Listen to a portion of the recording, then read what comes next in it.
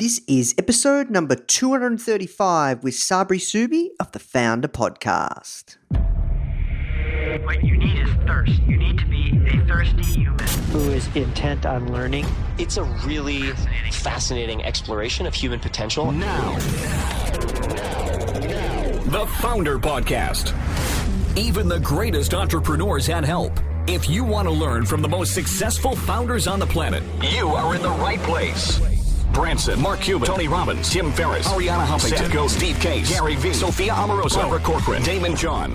Learn from the greatest minds in business today with interviews hosted by Nathan Chan. This is not your average entrepreneur podcast. The Foundr podcast.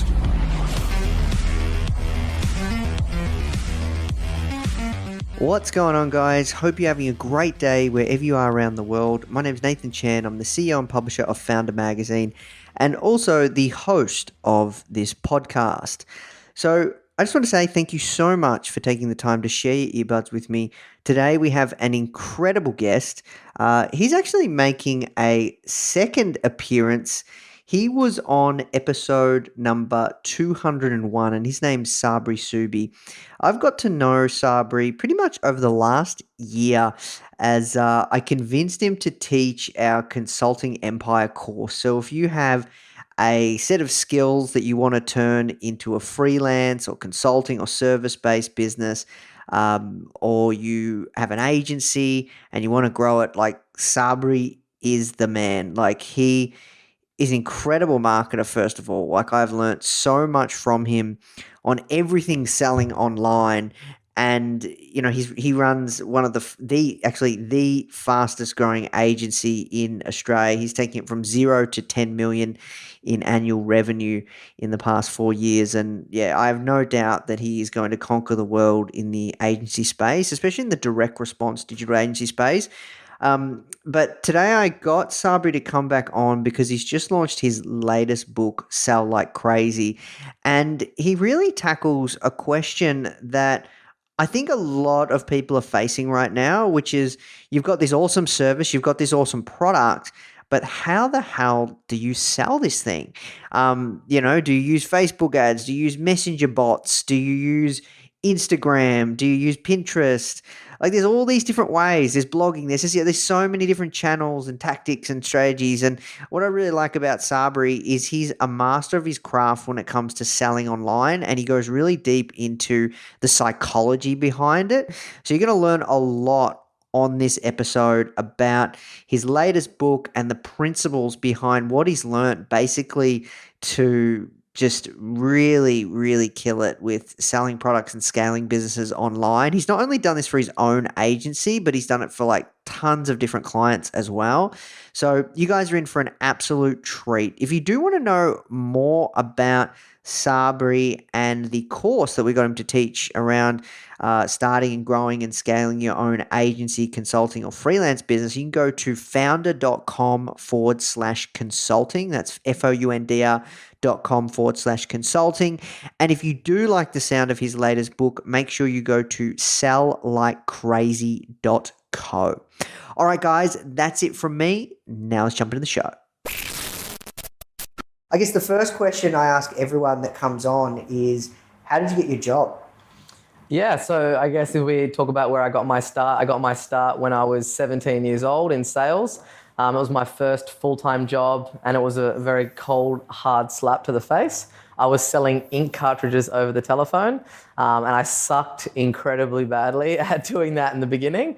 And then I just devoted myself to really mastering the art of sales and persuasion, and became the top producer at that role, went on to kind of travel the world, lived in London, and sold everything that you can imagine over the phone, face-to-face, one-to-one, one-to-many. And kind of that is what, when I fell down the kind of rabbit hole of sales and direct response. And I've run a few different businesses. I've run a few into the ground. I've sold a few, and have really kind of been tasked in every single one of those businesses, like with the fundamental question of like, how do we get more customers? And that's always been my role at any of the companies that I've started or been a co-founder in.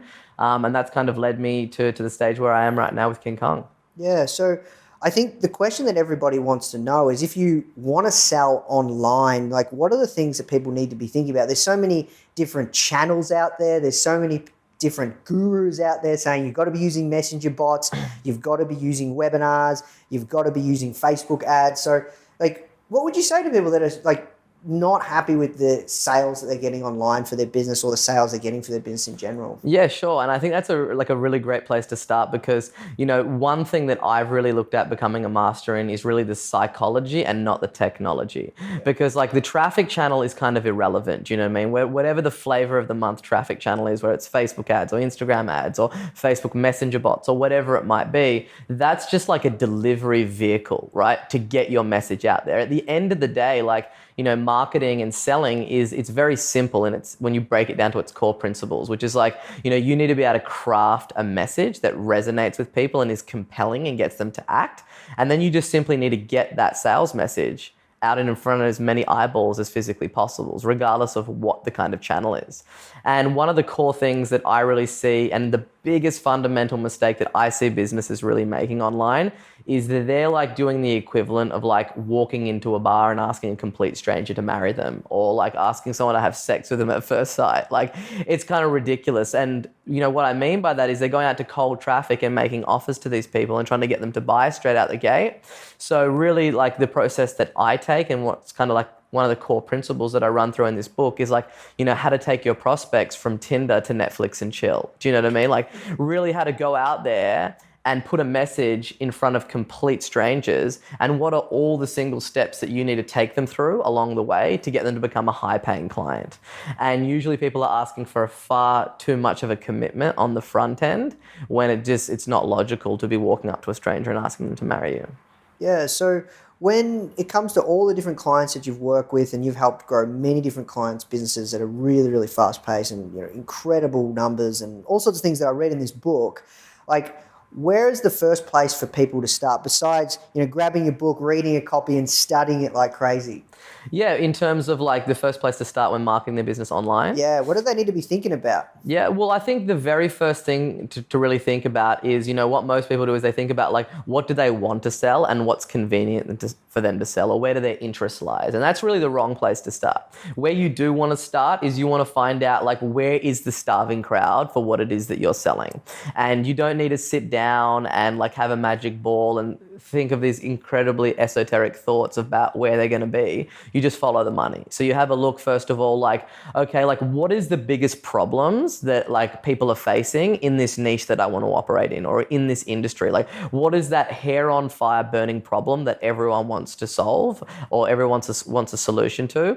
And then crafting what you're going to sell around what people actually want. And that sounds like extremely elementary and basic, but literally nobody does this. Like, nobody thinks about, okay, what does everybody really want? What's the biggest problem that they've got? And then how do I just craft an offer that delivers exactly that solution that they want? And, the places that you want to start is whatever niche that you're in, whatever market that you're in, is first of all, have a look at like, what is selling the most in that? It's a service, it's a home builder, who's selling the most homes? And then going in and having a look, okay, why are they selling the most homes? Having a look at like what the 5-star reviews people are saying about that service and what people really love about it and why they're just dominating. And what are the negative things that people don't like about that? And really kind of look for like a gap that you can go out there and do what they're doing even better. Or there's an area of the market that isn't being serviced, that's even better. And just craft, a product or a service around exactly what everybody is just starving for.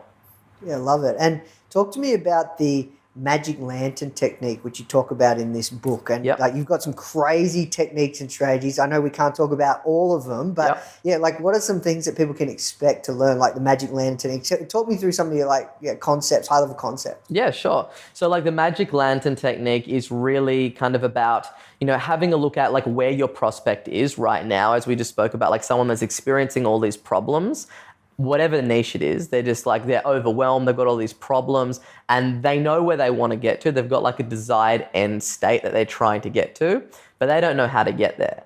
And really what the magic lantern technique is about taking someone that's experiencing all those problems and giving them value in advance and showing them how to get to that desired end result that they want to get to without ever asking for anything in return. And it's naturally like how you would engage like with a friendship, do you know what I mean? Or someone that you would meet out. Like, imagine if you went over to your friend's house, like if you came over to my house and I just tried to just start selling you digital marketing service, you'd be like, dude, like go screw yourself. What are you doing? Do you know what I mean? It just doesn't make any sense. But that's the way that like everybody treats their customers. Like they just get a prospect, they get a cold prospect and they just try to sell them straight out the gate. Instead, right, the polar opposite approach is what is infinitely more powerful. And that's what the magic lantern technique is. So instead of trying to sell someone straight off the bat, you might be, for instance, like a PR consultant, right? And your ideal customer might be a startup founder that's turning over $1 million plus. That's not getting much press. They're just really on that start of that trajectory and they want to start getting mentioned in all the blogs and online and in news publications. So you have to think about where they are. They're not getting any they're not getting any press right now. They want to be on Forbes and Inc. and have on Foundr and have all this stuff on there. Then how do they do that? Do you know what I mean? And you would first begin by giving them some of those results in advance and say, okay, cool. Well, the first thing that you need to do is you need to get, all of your social media profiles in check. So if any journalist suss you out and does any intel on you, which they all do, they can see that you're legit and there's not like a skeleton online and no one's talking about you. And then, give them like a checklist of the things to watch and then give them like a template of like, this is how you reach out to influencers. This is how you start to get featured and just start to provide coolness to them before ever asking for anything in return. And the reality of it is, like in that example, if you're a startup founder and you're running like $1 million business a year, you don't have time to be doing this stuff. Do you know what I mean? Like you're just going to basically see it and go, yeah, this person's legit, right? They look legit. Because, the number one thing that we're all so worried about and that why skepticism is so rampant online, it's like, who can I trust? Do you know what I mean? Who's going to deliver the results? So like, you and I both as founders, we know this all too well. Do you know what I mean? When we're researching stuff, it's usually late at night, early in the morning, very quick. And it's like, you can just prove that you're legitimate by actually just providing that value in advance. They're going to like consume that content and that value whenever they can. And then they're going to be like, this dude is for real and I can see it's legit. I don't have the time to be doing this. I can't reach out to them. Let me just hire this dude and see how it goes. Yeah, I love that. In the book, you talk about the high value content offer. Now, it's easy because, everybody says start a podcast or, start a video-based series or, create an ebook. And like, there's all these kinds of things, like you said, like using the magic lantern technique. Like, talk to me around like, what should people be creating as a high value content offer, or what should they think about? Because we want to keep it simple. Like we don't want to, you don't like, Yeah, let's strip it down to its kind of core principles, yeah? So essentially, like you think about most people, right? Like when most people are looking for a product or service, like 85% of those guys are going to Google, right? That's what they're doing. They're the guys that I call have a bleeding neck. They've got a bleeding neck. They need an immediate solution to that problem. But even if you have a look at like, how people buy and what's happening with consumer behavior right now, like even though that 85% of people are searching online for a product or service, 7% of retail is done online. Do you know what I mean? 93% is done offline. So what do people really want online? Information. That's where they're beginning their information search. So like what you need to think about, okay, if people are starving for information, then why am I trying to sell stuff straight away? Why don't I just lead with information? Because that's what they want. They're coming to the restaurant hungry for this. Let me just give it to them. Do you know what I mean? So a high value content offer, the quickest, easiest, down and dirty way to create one is to create a free report. And what you basically want to be doing is be doing the research for whatever market that you operate in. You want to be thinking about, we've got this strategy in here called the Halo strategy. And it's about how you really kind of just camp out inside of the mind of your dream buyer and just gather the best marketing intel that you possibly can to create offers that just go out and slaughter the competition. And the way that you do that is just by going online and read about, like, you pick the number one keyword that people are searching for in your market. So it might be a home builder. They're searching for home builders Melbourne or New York or whatever it might be. Then you want to start doing research online, going into forums, going onto Amazon, typing in like building a home, having a look at what people are saying online. Like what are their questions? What are the fundamental questions that they have? A great website is answerthepublic.com. And what that does is it aggregates all of like the search traffic and questions people are asking of Bing and Google. And it basically tells you like what are all the questions that people are researching for. And it is an absolute goldmine for data.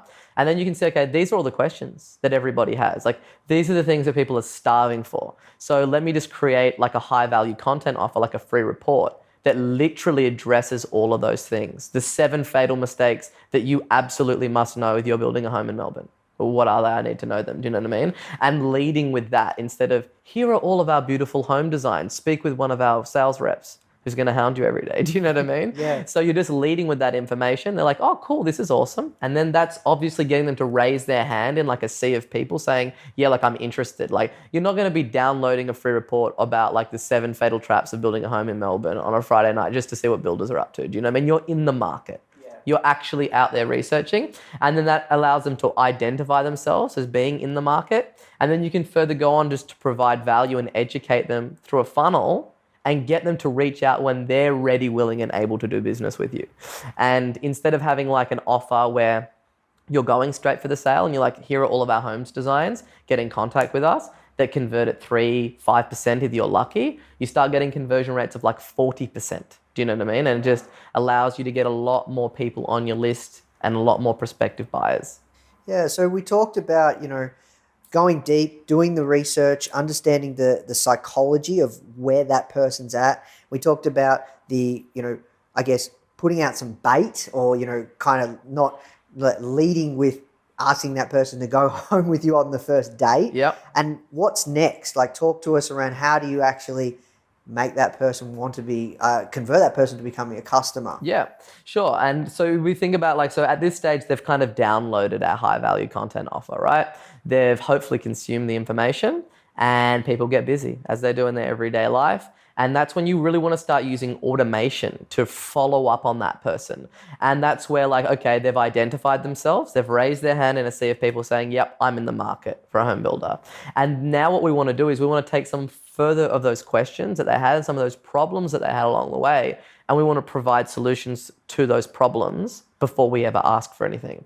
And that's the magic lantern technique. It's about illuminating the path to where they were. So where they are right now is they're confused. They don't have enough information to make a purchase at hand. That's why they're online looking for information. Yep. And when someone's in that state, when they're not informed, that's not a state of empowerment where you make purchasing decisions on the biggest purchase you'll ever make in your life, which is a house, right? So what our job is to educate them so they feel empowered and they know the information that they need to so that they can make that purchasing decision.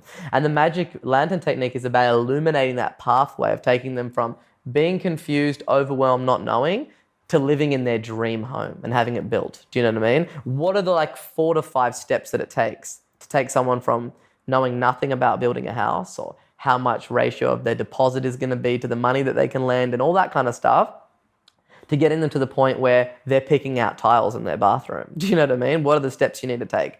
And that's where, you need to understand that like in any market, like because of the internet, the barriers to entry are so low and everyone's a guru and everyone's got a blog and is doing content marketing in Instagram lives and Facebook lives. Yeah. That everyone's kind of like filtering like who should I listen to? Like who is legit and who's not legit?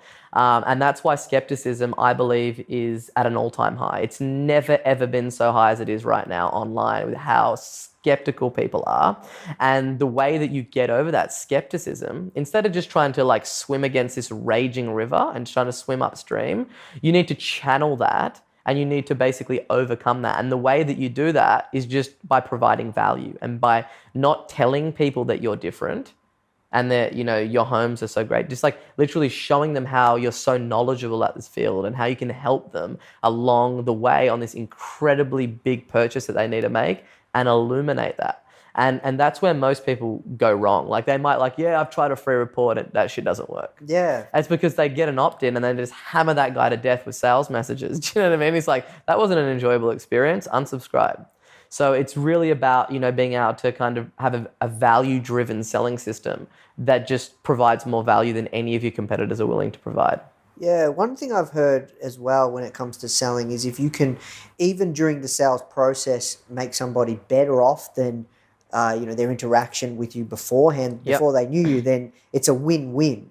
So at what point, though, do you ask for the sale or try and make a sale? And and just so you guys have some reference, like this process that you use to sell like crazy, like you've used this works for all sorts of different niches, markets. Can you give us some examples? Just Yeah. because some people might be thinking, okay, well, will this work for me? Yeah, sure. So yeah, like we've like at this stage deployed this in more than 167 different niches and markets, and it works in every single one. Do you know what I mean? It's like we've taken like home building startups from $3 million to $50 million in their first 18 months. We've taken property development companies from $0 to $50 million in 8 weeks.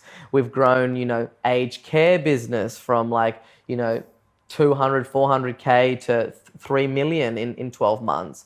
We've taken, mattress companies from $0 to $12 million in 12 months. So it's just a selling system that just works. Do you know what I mean? If you're selling a product or service, online or even offline, like this is a selling system that you can literally just apply to just absolutely sell like crazy. So yeah, it is a system that is transferable from whatever niche that you're kind of operating in. Yeah. So talk to me, like, how do you know when the right time is to, like, how do you know when you've built up enough value, enough trust, enough goodwill? Because I think that's a fine line. And even at Foundr, like I think in some cases we have waited too long to perhaps ask for the sale. Like, we're only getting better with sales funnels in this past 12 to 18 months. Yeah, and I think that like that's good that you're doing it that way, because that's the polar opposite of what everybody does. I would rather be on that end of the spectrum than the other one. Yeah. And yeah, like picking up, like, one of my sayings, which I think that you got from the book, is just like, you want to leave your prospects better than when you found them. Do you know what I mean? And you understand that in any selling environment, like if you look at conversion rates, like just across the board, from lead to sale or direct e-commerce, on average, it's 1% to 3%.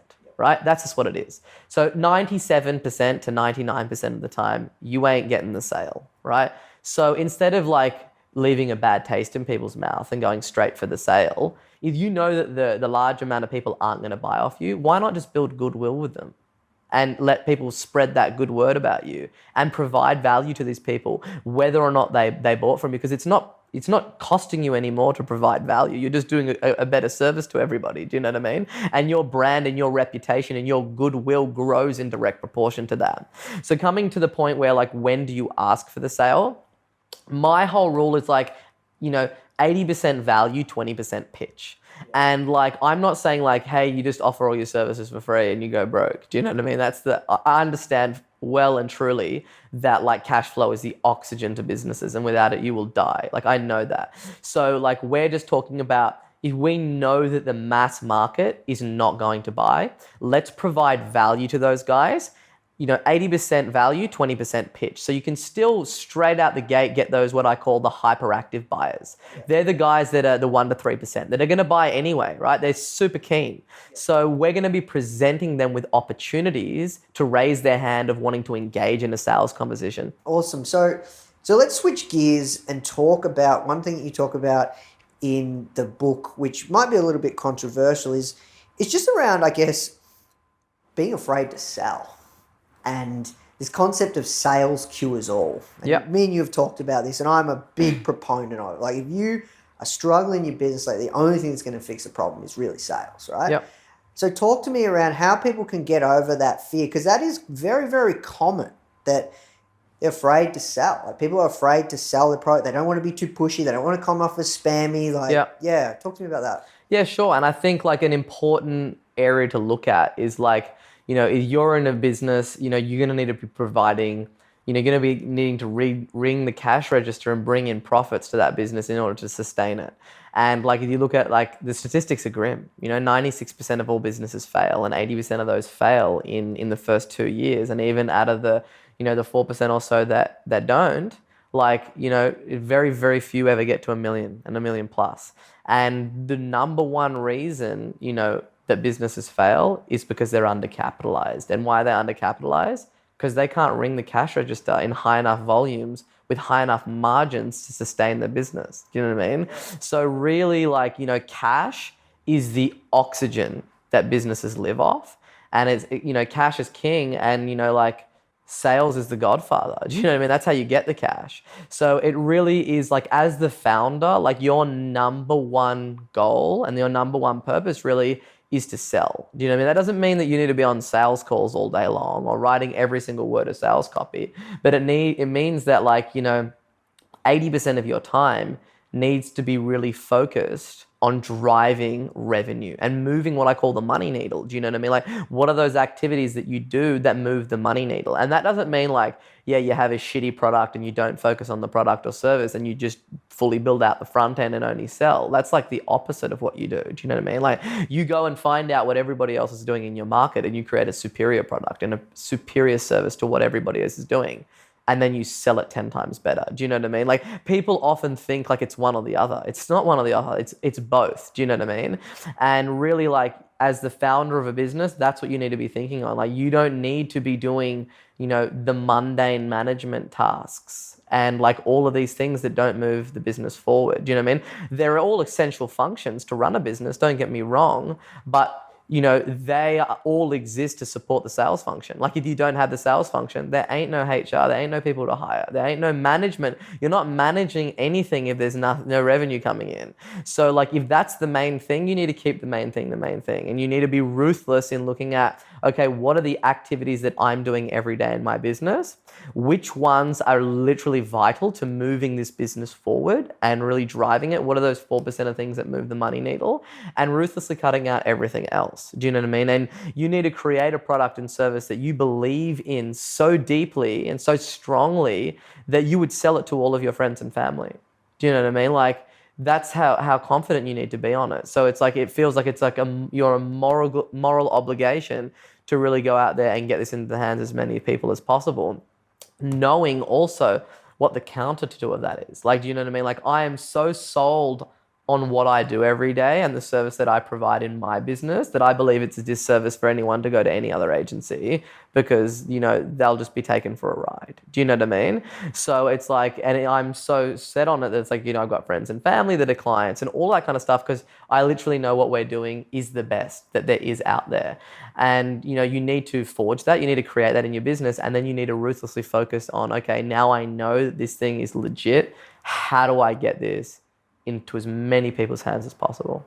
Yeah, I love that. So it's basically like you're doing the world a disservice if you don't let them know. Correct. Like, there's a lot of businesses out there that are struggling with how do I get new clients? Do you know what I mean? And they might be folding up their business and giving up on their dreams or not being able to send their children through college or retire their mums or, even just provide, to a charity or whatever it is that what their purpose is, whatever drives them. And they're having to kind of close up shop and just, 96% of business closing up shop because they don't know how to get new customers, when it's like, I have a roadmap how to do that. Do you know what I mean? And I've done it in multiple different markets. So like, the more people that don't have it in their hands, it's like I'm doing the world a disservice, as you said, by not aggressively pushing that as hard as I can and getting that into as many hands as I can. And you're still doing the 80-20 with providing so much value anyway. So it's like a win-win. Correct.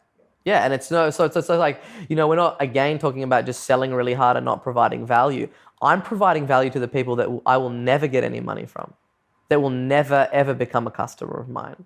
Right? I'm just putting out that goodwill into the universe and knowing that will come back around. Like, it's impossible to put out, so much goodness and so much goodwill for that not to have a spill-on effect and to come back and for you to benefit in some way.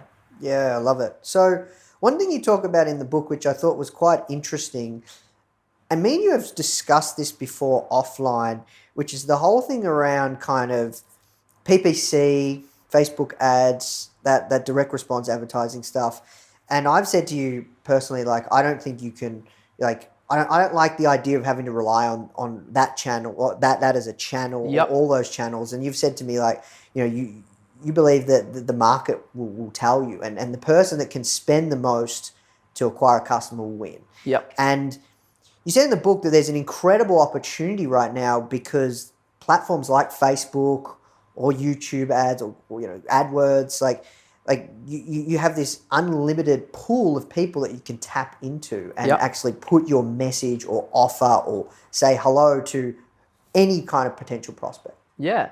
And that's true. And like, I believe that having the ability to turn like paid advertising into profit is the single greatest skill that you can acquire as a business owner. Do you know what I mean? There's nothing that is more certain than that. And, while growth hacking and all these things, they're great, they're essentially about hacking the growth curve and using arbitrage to kind of exploit a loophole. In my opinion, those loopholes close. They're not that they're not of value, they're incredibly valuable, but I look for more long-term things that won't change over time. And the sad thing that I see is most business owners like wear it as a badge of honor that they don't advertise. They're like, I don't need to advertise. Like, I got referrals, everything's going great kind of thing.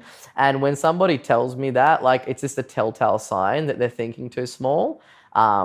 And they're usually broke or their business isn't huge. Do you know what I mean? It's just a lifestyle business because, really what you need to think about and master is like having the ability to put a sales message out in front of somebody and getting them to convert and make the unit economics stack up where, enough people do that so the advertising becomes free. So it's not a cost anymore. It's an asset that you're investing in that's generating you a return over a period of time. And, if you look at most people when they think about getting wealthy, like you think about what are the options that are available to you as a business owner for you to get a return on your money. High interest savings accounts, if you're lucky, 2 to 3%, right? If you are lucky. So you're putting $1 in and getting $1.03 back. Not that exciting, right? And then like real estate, like, yeah, everyone's making a ton of money in real estate, right? Like I could just see it all the time, like people in property investment making so much money from it. The annual returns on real estate are around 12% if you look over across the board, across the whole industry. Stock and bonds, 7 and 8%. So with advertising, as you would know as well, it's like, it's not uncommon to get an 800% return on investment. What other investment vehicle on planet Earth can you do that with and net money back in like a 30-day period where you're putting $1 in and $8 coming back? Like it's obscene. Do you know what I mean? Yeah. And it's such an incredible opportunity. And I see so many people not being able to take advantage of that opportunity because they look at the advertising on their P&L slip as like basically as a loss. Do you know what I mean? That's an expense for me to run my business. Where I look at it is like, either I'm not spending money, like I'm freaking out. Do you know what I mean? Like if my ad account goes down, like I'm running around my office like a madman because I know that I'm losing money. I'm not like, I get to save a bit of money on ad spend today. Like I'm sending money soldiers out and they're coming back with more prisoners of more money soldiers. Do you know what I mean? And either I stop that, then I lose that. So yeah, I agree with you 100% that having these selling systems or sales funnels, like everyone's talking about sales funnels, if you can create a great sales funnel that converts really well, which your book will teach you how to do that. You've done in so many different clients, industries and niches and all sorts of things. But, I guess where I was going with this when I asked you that question was I was one of those people that didn't advertise for a long, long time with Foundr. And I guess when we had that conversation is while I agree with you, like nothing, like it is an incredible growth engine using PPC or, paid advertising. All the SaaS companies do it. They even have earn back periods of like 24 to 32 months, which is insane. But, I still think you need other channels as well. Like I just don't, I love risk mitigation. I'm all about risk mitigation. And, do you believe people, after reading your book or after, going through your principles of how to sell and build like a sales machine, should they be plugging that into like, doing other channels like blogging, SEO, content marketing or social media, organic? Like what's your thoughts, take there? 100%. Definitely like, it's not either or, right? But I just think about like, what is the most constant thing that I don't think that will ever change? Like Google's algorithm would change. Like, I started as an SEO guy. Do you know what I mean? That's where I sharpen my teeth in that industry. So I certainly know about it. And it's a service that we provide. There's an incredible amount of value in it. And it's great for people that have smaller budgets straight out the gate. But if you have the ability to turn paid traffic into profit, it's a very hard skill to acquire and it's very difficult to do. But if you can do it, you can write your own ticket. So I'm not saying that you don't want to be doing like blogging and all those kind of things, but it's a long-term strategy. Do you know what I mean? And if you're starting with no money, they're great places to start. Do you know what I mean? Like, it's like you have to do what you have to do. But as soon as you've got enough capital in the bank earning 1 to 2% interest, and you've just got that sucker sitting in there, put it to work, man. Make that money work hard. Like make it a workhorse for your business and invest it in your business so you can fuel the growth of it. Do you know what I mean? And really think about, not about the technology. Think about the psychology of it. The traffic channels are going to change. They always change. Do you know what I mean? Things always change on those traffic channels. Yeah. But the thing that doesn't change is the human psychology and what makes people buy, and how do you provide value, and how do you really start a conversation with a cold prospect and take them all the way through to becoming a paying client. Love it. So we have to work towards wrapping up. Any kind of final words of wisdom, thoughts you want to share? If people want to get better at selling their products or their services, obviously they've got to read your incredible book, Sell Like Crazy, but where's a good place for people to start, and what do you want to final off, Joe? What do you want to finish off with? Yeah, sure. Well, I think that, the biggest thing that I would urge people to do is to think about, if you're going to be devoting your life to an enterprise, to a business, and you're going to be building this business for, supporting your family, or achieving some financial goals, or being able to raise enough money to give back to a community or a charity or cause, whatever it might be, is that you've only got one life to do it in, and you've only got one shot, and don't compromise of how much the output could be of that business, with the same amount of inputs you're currently putting in. And the thing that is going to change that, the single thing, is going to be having the ability to sell and to ring that cash register. And really what I've tried to do with this book is create a book that I wish I had when I started in business. Do you know, when I was 21 and I started on this thing, blindfolded in a blizzard, not knowing which way was up or down, left or right. And there's so much good resources out there. There's so much bad resources out there. You don't know where to begin. I've tried to just create a manual of a playbook of exactly what you need to do, regardless of what phase that you're at in your business, to really just up level and take it to that next level. And I hope that's what people get from the book. Awesome, man. Well, look, thank you so much for taking the time to speak with me. If people want to go and grab a copy of your book, where should they go? Selllikecrazy.co. Okay, selllikecrazy.co. Go and get a copy, guys. Thanks so much, Sabri. Absolute pleasure, man. No problems. Thanks for having me.